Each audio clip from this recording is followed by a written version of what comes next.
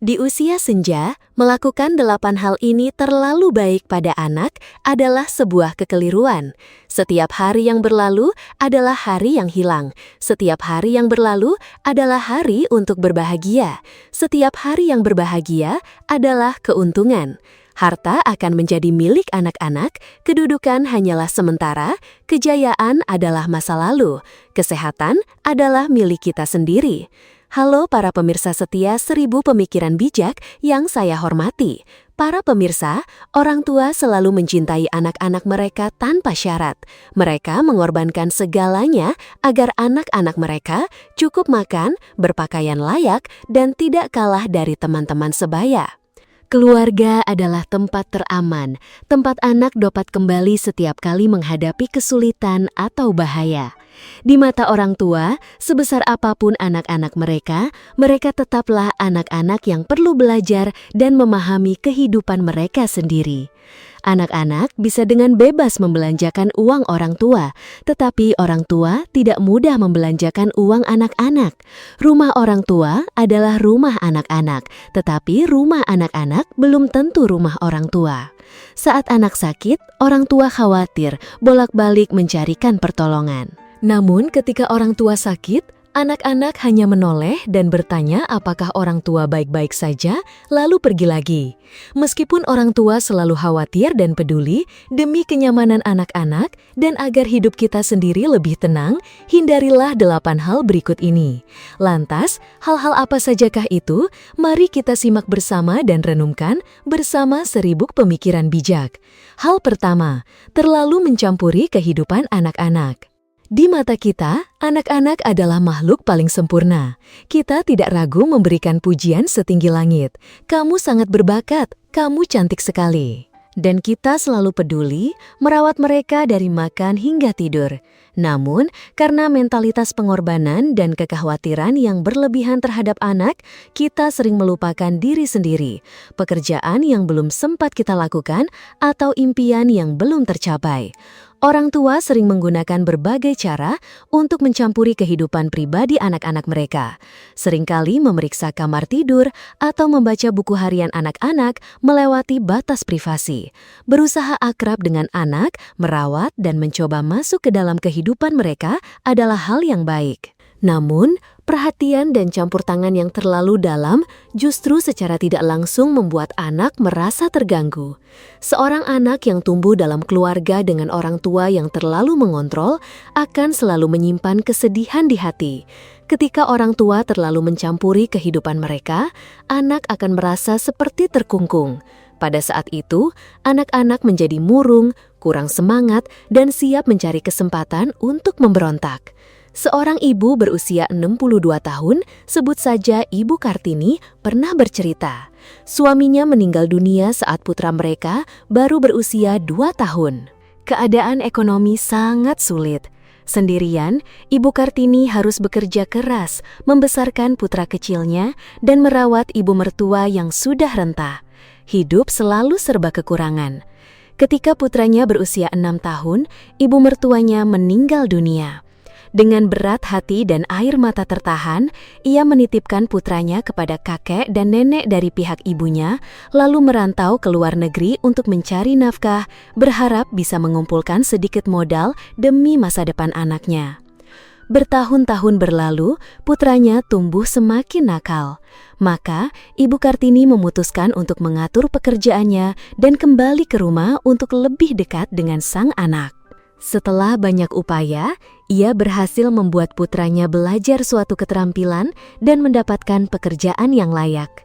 Kemudian, putranya membawa kekasihnya untuk diperkenalkan dan meminta izin menikah. Dari cara bergaulnya, Ibu Kartini sebenarnya kurang sreg dengan gadis ini.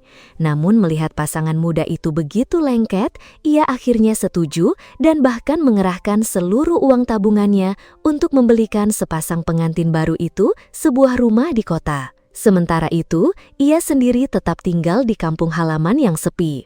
Baru-baru ini, kebetulan ia ada urusan dan mampir mengunjungi putranya. Malam itu, saat makan malam, ia sempat menyinggung soal jika menantunya punya bayi, ia akan datang untuk membantu merawatnya.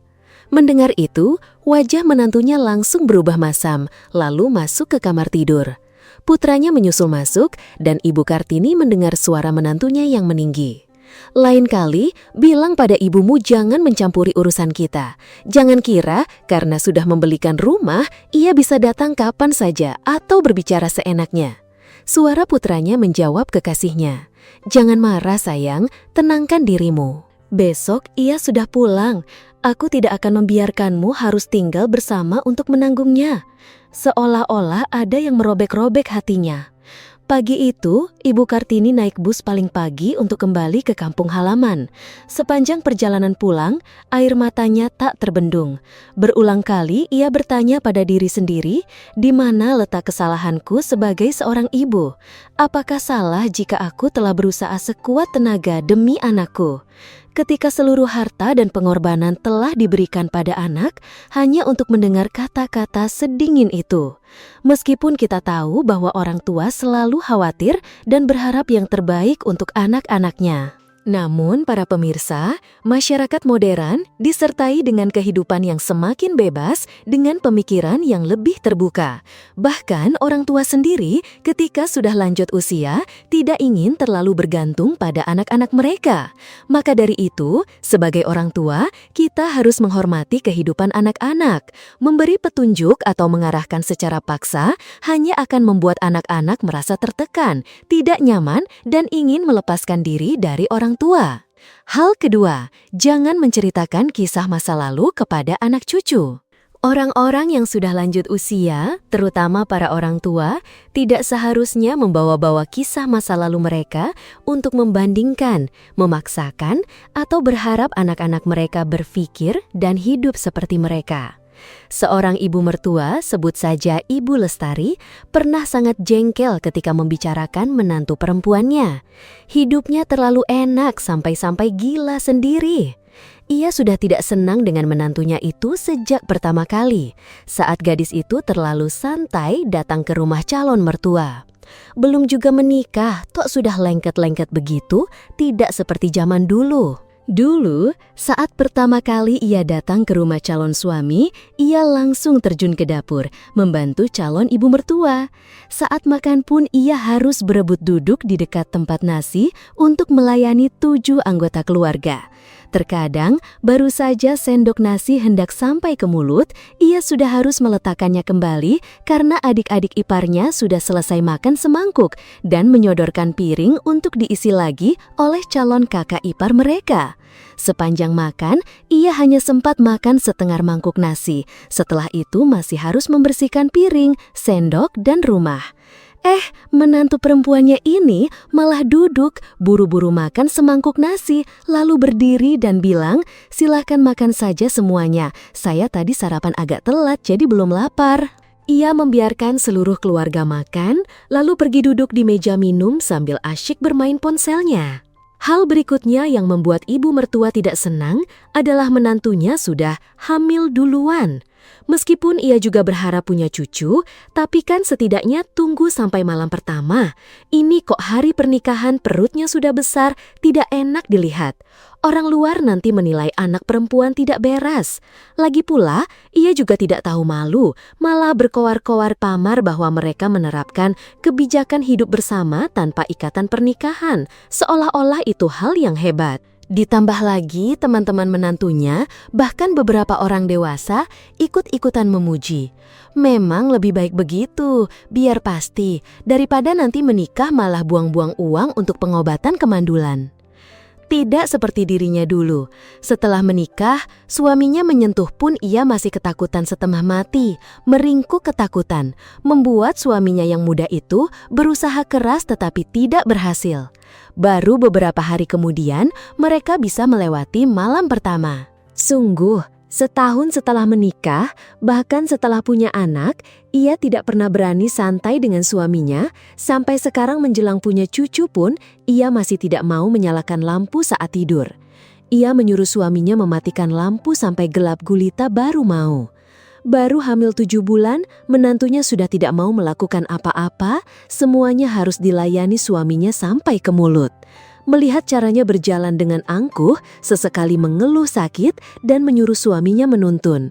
Dalam hati ia berpikir, seolah-olah tidak ada orang lain yang pernah melahirkan saja. Dulu, ia tetap bekerja sampai hari melahirkan. Saat di kantor tiba-tiba mules, ia memanggil becak sendirian ke rumah sakit. Ia berteriak kesakitan melahirkan hampir 2 hari baru anaknya lahir. Tidak seperti sekarang, maunya langsung dibawa ke rumah sakit, minta dokter bedah cesar. Yang paling membuatnya marah adalah setelah anaknya pulang dari rumah sakit, ia menyuruh menantunya menyusui ASI pertama. Menantunya langsung menjawab, "Saya melahirkan cesar dan minum antibiotik, jadi tidak ada ASI, sementara beri saja cucu susu formula." Benar-benar ibu yang tidak punya hati nurani, egois, hanya memikirkan diri sendiri tanpa memikirkan anak. Membesarkan anak dengan susu sapi, tapi mana bisa susu sapi sebaik ASI? Padahal saat dibilang begitu, suami dan istri itu sama-sama membantah. Orang lain juga begitu, Bu. Anak sudah besar tapi mereka masih tidak mau melatih anak untuk buang air kecil, malah terus mengandalkan potok. Anak kecil pakai popok sepanjang hari dan malam. Tadi pagi baru ganti popok yang beratnya sampai 1 kilo. Isinya semua air kencing yang menumpuk. Pantas saja si kecil ruam popok. Setiap kali melihat pasangan itu membesarkan anak, ia merasa jengkel karena tak berdaya, tidak bisa memberikan saran apapun. Apapun yang ia katakan, mereka selalu membantah, mencari alasan ini, itu, dan juga alasan orang lain juga begitu. Dulu, sejak bulan ketiga, ia sudah memberikan nasi yang dicairkan untuk diminum anak, sedikit gula saja sudah enak. Tapi sekarang, mereka bilang baru mulai MPASI setelah bulan kelima karena susu formula sudah cukup nutrisi. Sampai pada bagian MPASI, baru ia jengkel. Mereka hanya memberikan 1 atau 2 sendok bubur tawar kepada anak, katanya untuk pengenalan, baru 2 minggu kemudian berani menambah sedikit. Ketika anak sudah bisa makan bubur gurih, barulah rumit. Sedikit-sedikit dari setiap bahan harus pakai timbangan presisi agar sesuai resep. Dulu, semua bahan dimasukkan dan direbus hingga empuk, dihaluskan lalu disaring airnya. Sekarang, semua dimasukkan ke blender. Bubur untuk anak-anak itu aneh sekali. Hijau, merah, putih, pink, tidak karuan bentuknya. Ia menyarankan agar tidak perlu terlalu rumit, tetapi pasangan putra itu malah membantah bahwa yang penting cukup gizi, cukup kuantitas, cukup mineral dan vitamin, bentuknya tidak penting, hanya melelahkan saja. Ia merasa tidak berdaya, ia menyindir, ia menasehati, ia merajuk, bahkan memarahi, tetapi tidak ada yang berubah sehingga ia merasa terluka, merasa diremehkan. Pernah suatu ketika ia berpikir, biarkan saja mereka membesarkan anak sesuka hati mereka. Aku tidak mau ikut campur. Mengatakannya mudah, tapi melaksanakannya sulit. Apa yang mereka lakukan terus terpampang di depan matanya. Bagaimana bisa ia mengabaikannya? Segala sesuatu di mata ia terasa menjengkelkan. Tidak sedikit konflik antara ibu dan anak. Tetapi yang paling menyakitkan adalah putranya sendiri juga membela istrinya dan melawan dirinya. Mana mungkin di rumah yang hanya ada seorang ibu dan seorang anak, ia mengusir pasangan itu untuk tinggal terpisah agar tidak terlihat? Perasaan sedih dan rindu akan masa lalu adalah perasaan yang sangat umum bagi banyak orang, tidak hanya dalam hal melahirkan dan membesarkan anak, tetapi dalam setiap aspek kehidupan sosial. Banyak orang bahkan merindukan kapan bisa kembali ke masa lalu. Namun, waktu tidak akan pernah kembali. Itu adalah kenyataan yang harus kita terima. Oleh karena itu, kita juga tidak boleh terus mengungkit dan memaksakan hal-hal kuno yang sudah berlalu kepada anak-anak. Hal ketiga, menjual tanah untuk anak dan sekaligus menjual kebahagiaan. Setelah puluhan tahun menjadi pegawai negeri, menabung setiap sen, akhirnya Nenek Aminah berhasil membangun sebuah rumah 2 lantai yang megah di kampung halaman. Kakek Rahmat dan Nenek Aminah baru saja pensiun, memulai hari-hari tua yang tenang ketika pasangan putra mereka di kota membujuk mereka untuk menjual rumah itu dan memberikan uangnya kepada putra mereka untuk membeli apartemen agar mereka bisa tinggal bersama. Setelah bertahun-tahun terikat dengan kehidupan desa, kakek Rahmat dan nenek Aminah merasa berat meninggalkan tetangga dan suasana kampung untuk pindah ke kota. Awalnya mereka tidak setuju, tetapi putra dan menantu mereka berulang kali memohon dengan berbagai alasan seperti ayah dan ibu sudah tua, jika sakit ada anak cucu di samping untuk merawatnya. Rumah di kampung sedang ada harganya. Jika ayah dan ibu menjualnya, bisa dapat setengah harga apartemen di kota. Kami sudah menyewa rumah selama bertahun-tahun. Uang sewa rumah dan biaya penitipan anak lebih banyak dari gabungan gaji ayah dan ibu. Nenek Aminah mendengar menantunya berkata begitu, hatinya teriris, merasa sayang uangnya terbuang, lalu membujuk kakek Rahmat untuk menjual rumah agar bisa berkontribusi membeli apartemen untuk putra mereka. Dan mereka pun pindah ke kota untuk menjaga cucu. Namun putri mereka yang menikah di desa yang sama menentang. Putri bertanya kepada ayah dan ibu, "Jika rumah dijual begitu, setiap kali kami ingin membawa cucu-cucu pulang ke kampung, mau kemana?"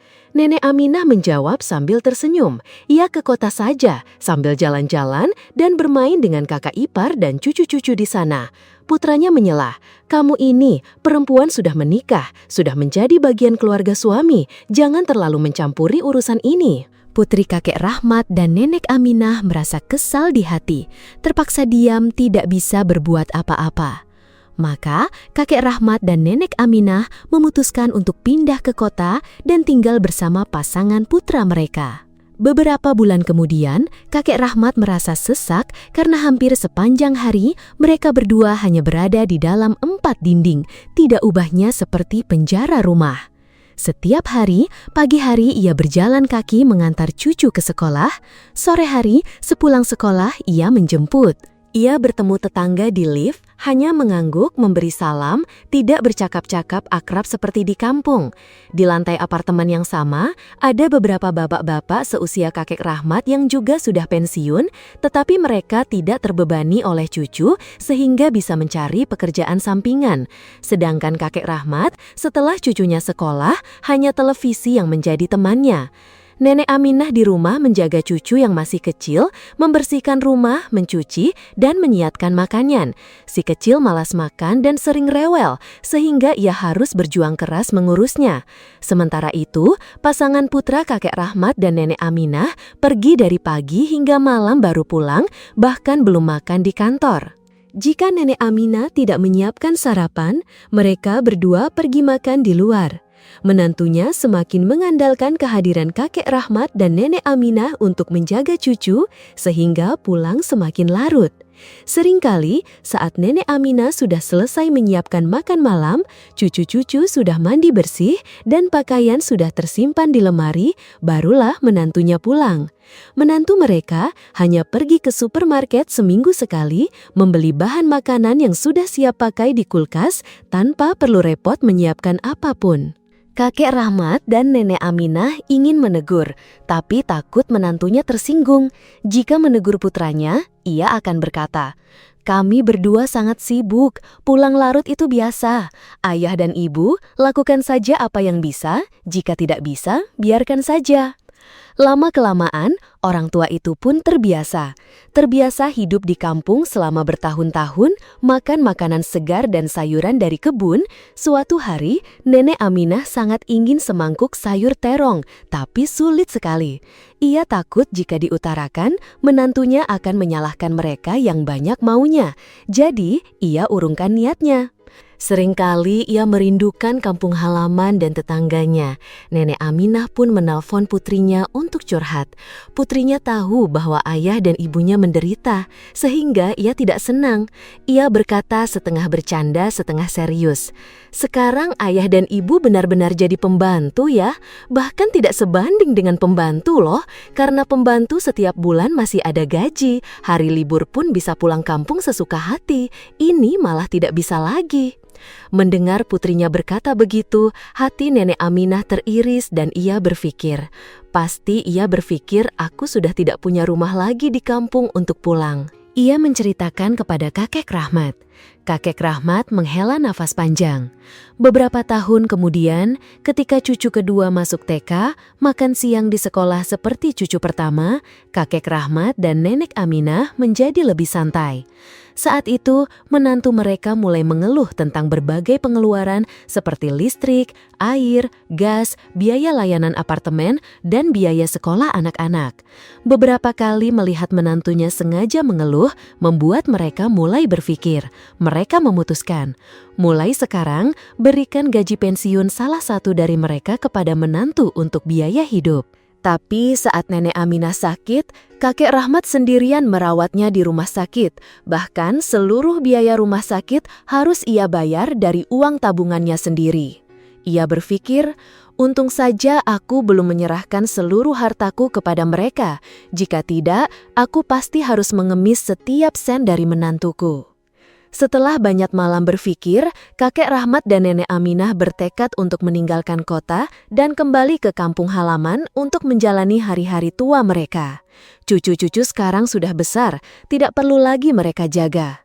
Hal yang paling mereka sesali adalah telah menjual rumah yang dibangun seumur hidup mereka. Meskipun ada uang, tidak akan bisa ditebus kembali, apalagi semua uang mereka sudah diberikan kepada putranya.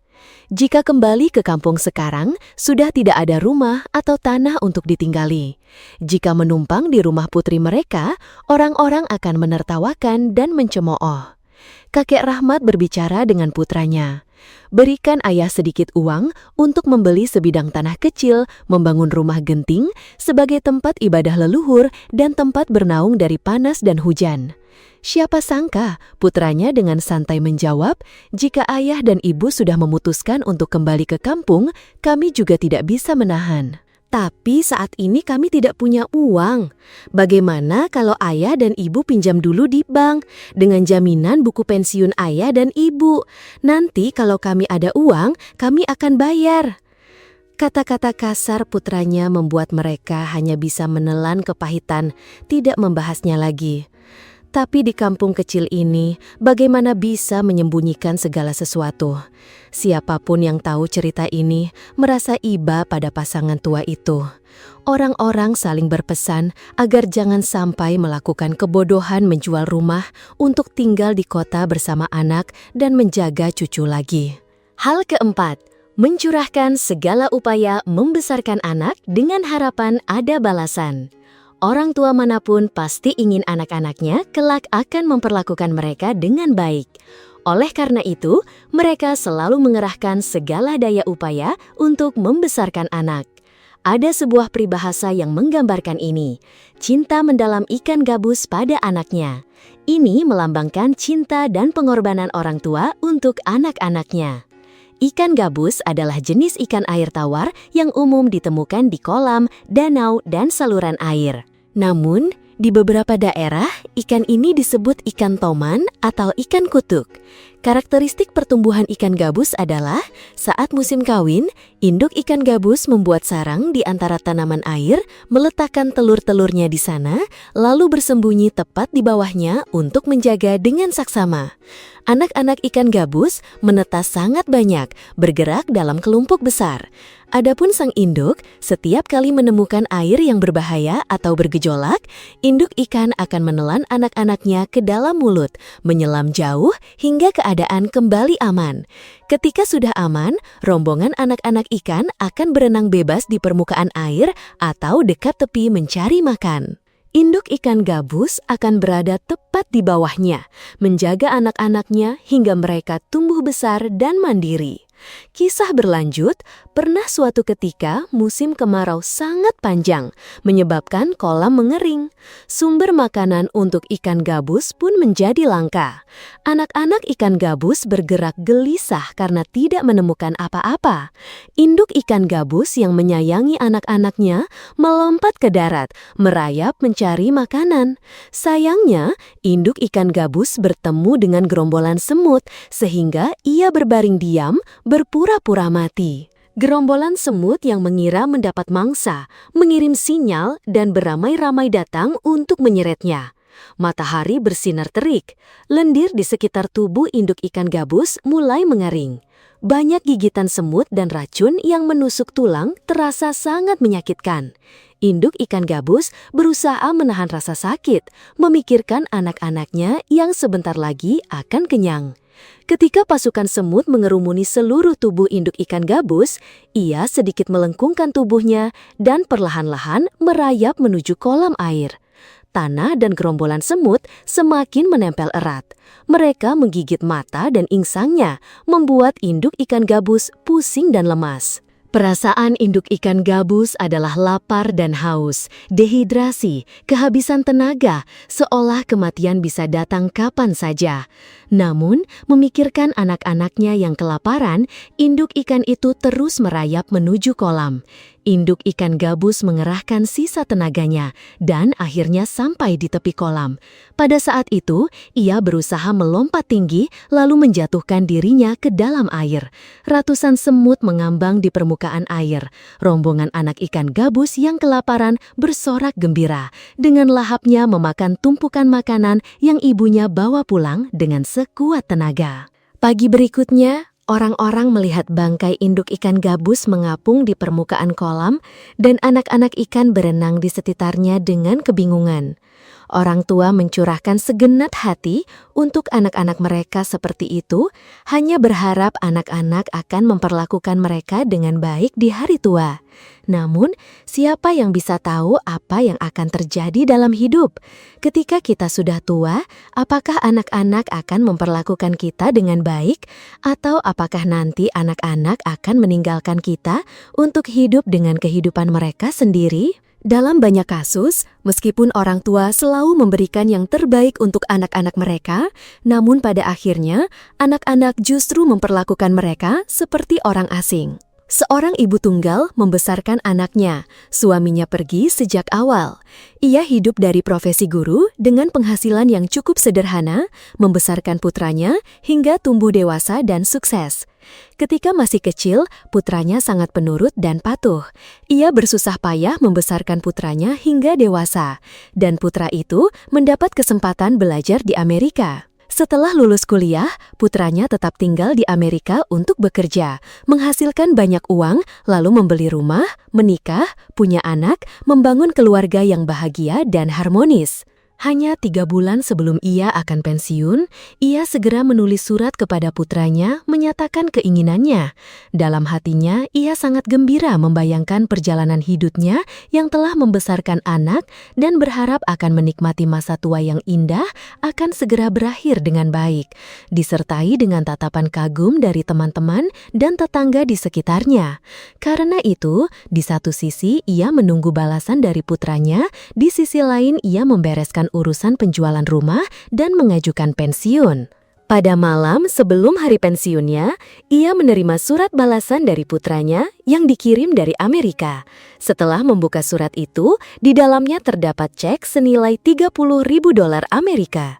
Ia merasa sangat aneh karena sebelumnya putranya tidak pernah mengirim uang. Ia buru-buru membuka surat itu. Isinya tertulis, "Ibu, setelah saya dan istri berunding, kami memutuskan tidak bisa mengajak ibu tinggal di Amerika. Anggaplah ibu punya jasa membesarkan saya, seluruh biaya itu jika dihitung dengan harga pasar sekarang sekitar $20.000 Amerika. Tapi saya akan mengirimkan sedikit tambahan, yaitu cek $30.000 ini. Saya berharap mulai sekarang ibu tidak perlu lagi menulis surat kepada saya dan juga jangan lagi menceritakan hal-hal seperti ini." Setelah ibu itu selesai membaca surat ini, air matanya bercucuran deras. Ia terdiam lama, sungguh sulit menerima kenyataan ini. Namun dengan hati seorang ibu yang seluas samudra, ia tidak menyalahkan putranya, hanya merasa sedih atas nasib hidupnya yang terlalu tidak adil. Saat muda ia sendirian membesarkan anak, sekarang butuh tempat bersandar pun masih sendiri. Hatinya serasa tercabik-cabik. Setelah itu, ia mencari kedamaian di ajaran Buddha dan mulai mempelajari Dharma. Setelah belajar beberapa waktu, ia merasa jiwanya tenang dan lega. Pikirannya pun jernih memahami segala hal. Ia menggunakan $50.000 itu untuk berkeliling dunia. Untuk pertama kalinya dalam hidupnya, ia membuka mata dan melihat betapa indahnya pemandangan dunia ini. Seolah terlepas dari segala kebencian, ia merasa damai dan menuliskan sepucuk surat lagi untuk putranya. Hal kelima, jangan terlalu banyak berpikir, merasa cukup barulah bahagia. Kita sering merasa tidak puas karena keinginan diri yang tak terbatas. Ada yang ingin rumah indah, mobil mewah, kekayaan. Justru karena terlalu banyak ingin dan tidak tahu batas cukup, manusia selalu merasa khawatir dan banyak berpikir. Ketika tidak mencapai keinginan mereka mulai mengeluh, menyalahkan takdir dan Tuhan yang tidak adil. Namun, kenyataannya, apakah kita hidup bahagia, ceria, dan tenang atau tidak, justru terletak pada pengurangan, bukan pada penambahan. Apa artinya ini? Artinya, ketika kita dapat membuang beban dan kekhawatiran hidup di luar sana, barulah kita bisa hidup dengan damai dan bahagia. Wang Yangming, seorang filsuf terkemuka, pernah berkata, "Orang-orang di generasi kami sangatlah tekun, tidak berharap bertambah setiap hari, hanya berharap berkurang setiap hari." Mengurangi sedikit keinginan berarti memahami sebagian kehendak langit, hidup dengan ringan dan gembira, betapapun sederhananya. Pepatah juga mengatakan, terlalu banyak makan, kunyahan tidak akan hancur. Jika terlalu banyak hal yang menumpuk di hati, jiwa dan pikiran secara alami akan terpengaruh tidak sedikit. Jadi, mengapa harus berpikir terlalu banyak untuk menyengsarakan diri sendiri? Dalam hidup, hampir setiap orang tidak bisa menghindari kesedihan, baik karena diri sendiri maupun karena orang lain. Namun, ada orang yang memilih untuk tidak terlalu memikirkannya, cepat merupakan untuk menikmati hidup. Tetapi, ada juga yang terus terpaku pada hal itu, berpikir dari hari ke hari, membuat hati lelah. Berpikirlah lebih sedikit untuk hidup lebih nyaman. Yang paling memahami diri sendiri, selamanya hanyalah diri sendiri. Hidup tidak bisa selalu berjalan mulus. Berbahagia pun kita hidup melewati satu hari, bersedih pun kita hidup melewati satu hari. Jadi, mengapa tidak membiarkan diri kita hidup setiap hari dengan bahagia? Hal keenam, jangan marah. Di usia senja, kita cenderung mudah marah atau merajuk karena hal-hal sepele. Perasaan menjadi tidak berguna atau tidak dibutuhkan menciptakan perubahan dalam psikologi kita. Namun, kemarahan dalam kondisi apapun tidaklah baik. Kemarahan akan mengarah pada tindakan dan perkataan buruk, mempengaruhi karakter, martabat diri, serta rasa hormat orang lain terhadap kita. Hal terpenting di usia tua adalah semangat yang ceria, optimis, menyiapkan mental yang tenang untuk menerima masa tua. Ketika hati tenang, penyakit pun tidak akan memiliki kesempatan untuk menyerang kita.